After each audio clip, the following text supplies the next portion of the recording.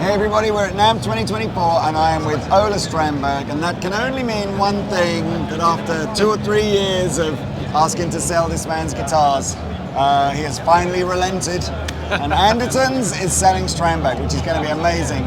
I was saying to Willem, maybe 50% of my staff for the last 18 months have gone, can you get me a Strandberg, you know, and they've ended up buying Strandberg guitars from other retailers and stuff, so this is amazing. But yeah, we're thrilled to be part of Andertons assortment and be available in our stores. That's great. How many NAMM shows have you done now with Strandberg? This is the 15th year, and I guess only one didn't happen, so I guess it's the 14th NAMM show.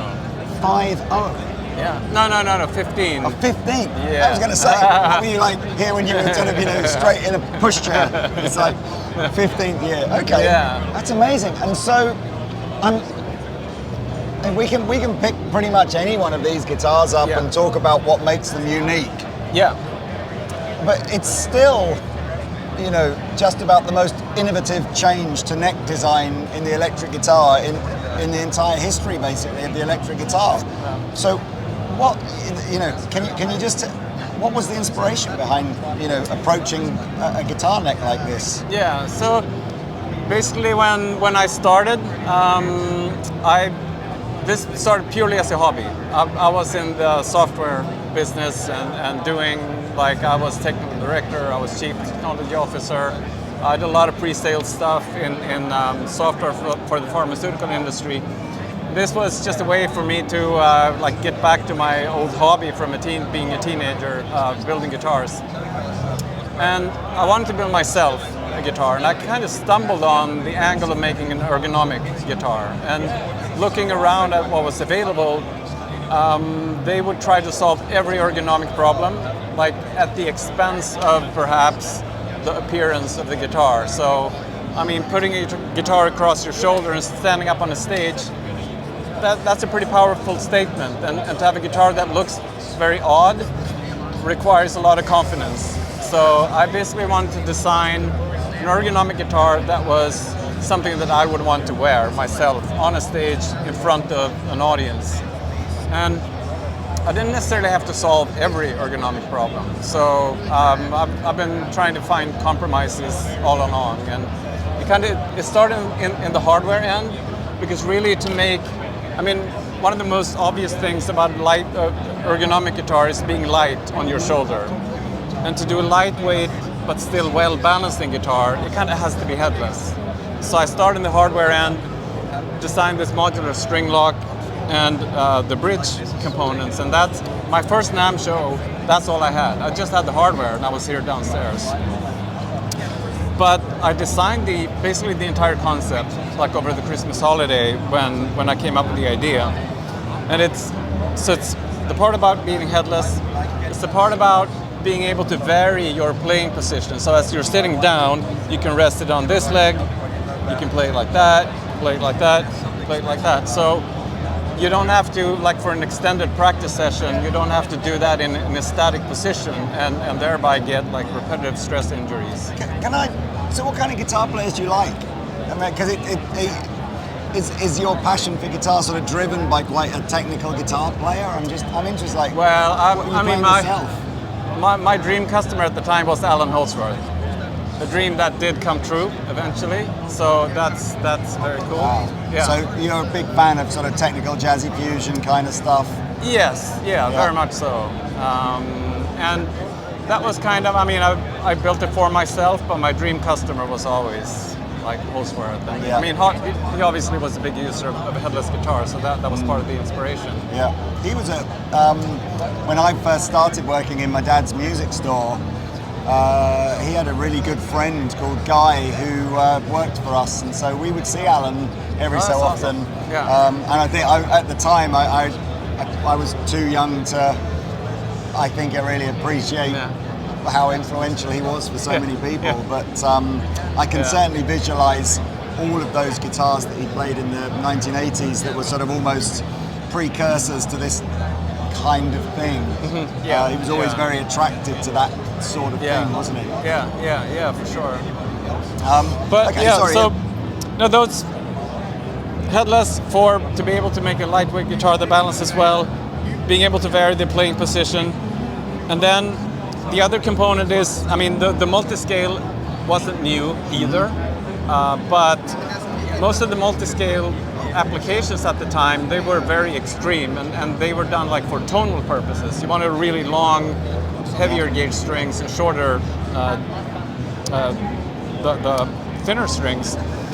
But I tried to apply it from an ergonomic perspective instead. So this is a very, very subtle fan.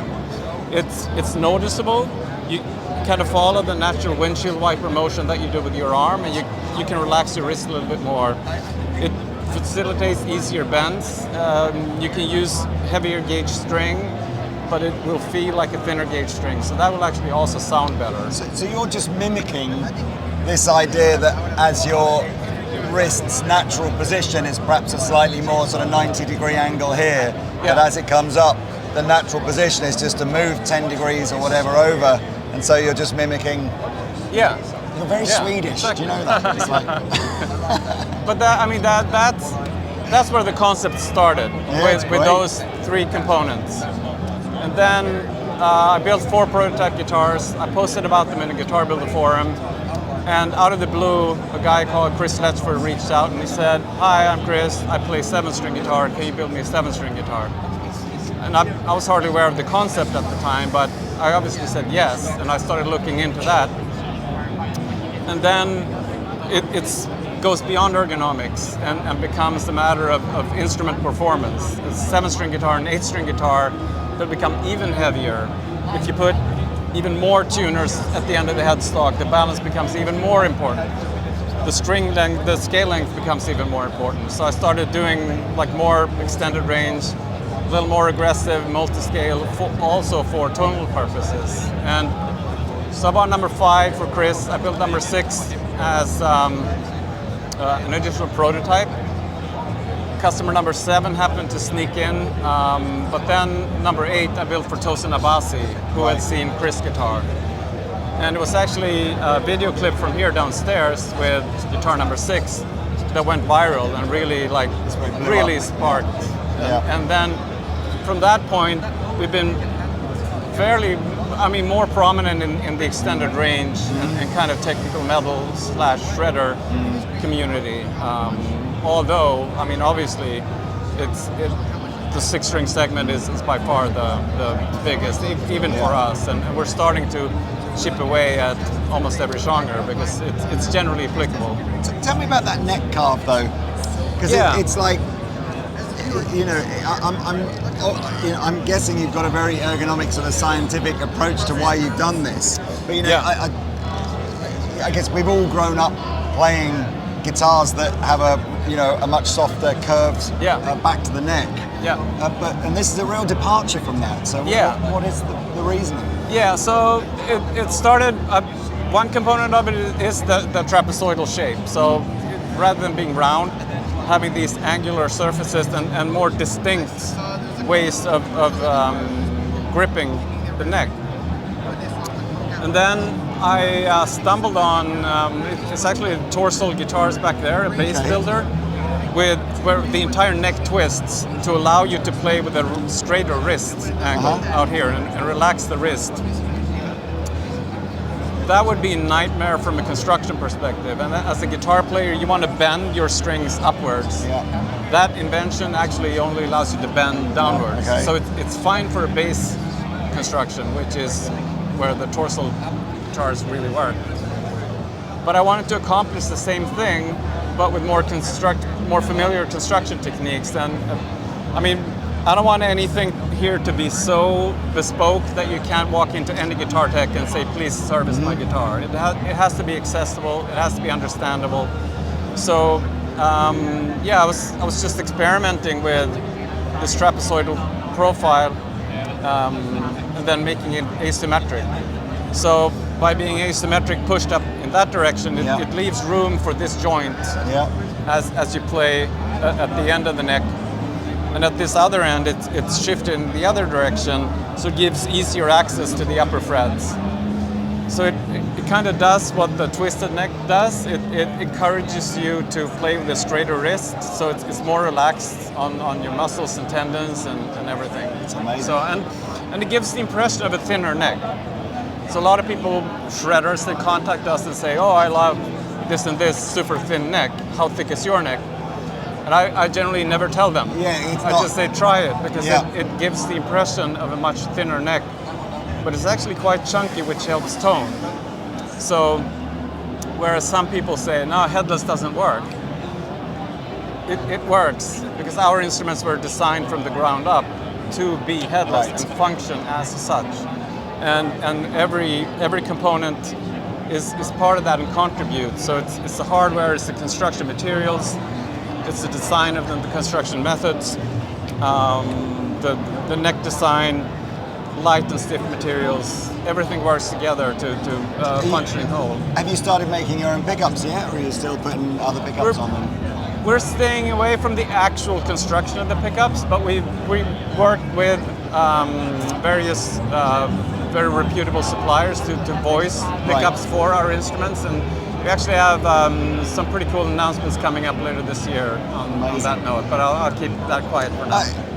The NAMM show's not the right place to do this, but I find this fascinating. I would love for you to come to Andertons when your schedule allows. You bet. And do a deeper dive into, I mean, so many of us are stuck in the 1950s with regards to how we're playing guitar and the style of guitar that we're playing. Yeah. And I sometimes sort of think it's almost like so hard to break out of that, but yeah. And this particular guitar is actually an excellent example, because it's a limited edition, a collaboration with a photographer, Alan Schaller, who's also a guitar player. Yeah. He started his life as a musician and kind of stumbled on photography. Yeah. He's a vintage guitar collector. Right. He's an absolute vintage guitar nerd, and to get him to kind of open his mind and try a Strandberg out, he just immediately got it. And the way we designed this guitar is he says this is now his dream guitar, and there's, I mean, there are vintage elements to it, but it's such a modern instrument, and he's saying the exact same thing. I mean, why be stuck in these 1950s ideas of what the instrument is, and why not allow the full potential of the And I think that's instrument? what excites me, because I don't consider myself like a modern technical player. Yeah. As you know.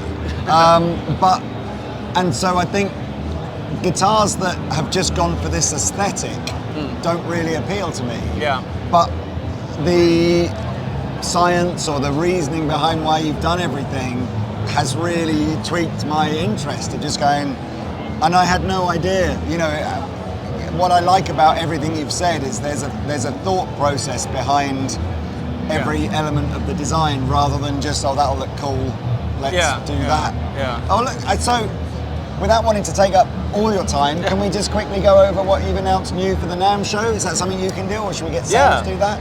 No, for sure. Okay. I mean, some of these things are new artist collaborations, so it's the Alan Schaller limited edition. We've worked for a long time with another UK guitarist called Connor Kaminsky. He's been part of the Strandberg roster for a long time. He actually pimped his own guitar with this kind of stealth look. Right. So we asked him to design his dream guitar, the pure shred machine. So it's all high-spec materials, bare knuckle British pickups, which is on the Alan Schaller model as well. So just a very high-spec, stealthy-looking machine. Again, a limited edition guitar. Amazing. But I guess the star of the show is this is going to blow some people's Bowden minds, Essential. isn't it? Yes. Yeah. So it's, I mean, I told you about the multi-scale, the very subtle portion of it, which works really well on a 6-string. But I mean, it's kind of a marginal gain. The 6-string guitar has always had straight frets, and it works. Yeah. And a lot of people are put off by the multi-scale aspects, so let's reduce that barrier. But obviously, we wanted to make this more accessible from a financial perspective and be more affordable. And actually, the way that we install the multi-scale is a very, very time-consuming and expensive process. So by removing that, we've been able to make this a much more affordable instrument. Amazing. But it still has all the endure neck. It's not the 3-piece laminate with carbon fiber and stuff that we have on the more premium models. But it's same bridge? Extremely lightweight. It is a brand new bridge. Brand new because it's not multi-scale? Or just Exactly, but it's also a new construction. This is the EGS Arc bridge. It's been designed from the ground up to be, some of it is visual, but some of it is also in terms of ease of use and usability. So it has basically the distances here act as visual guides for correct intonation. The curvature of the bridge matches the fretboard. So the height of the saddles is also a visual indication of the correct string height. So these things work together to just make it easier to maintain, easier to use. We can adjust the intonation under full string tension, which is a sacrifice we made for the simplicity of the other guitars. So this has increased usability and ease of maintenance, and just happened to be also a fresh design. So we're really excited about this. a range of this type of satin colors, or what are you doing color-wise on this? We're launching initially on this that we call Astro Dust, and then there's the black version of it.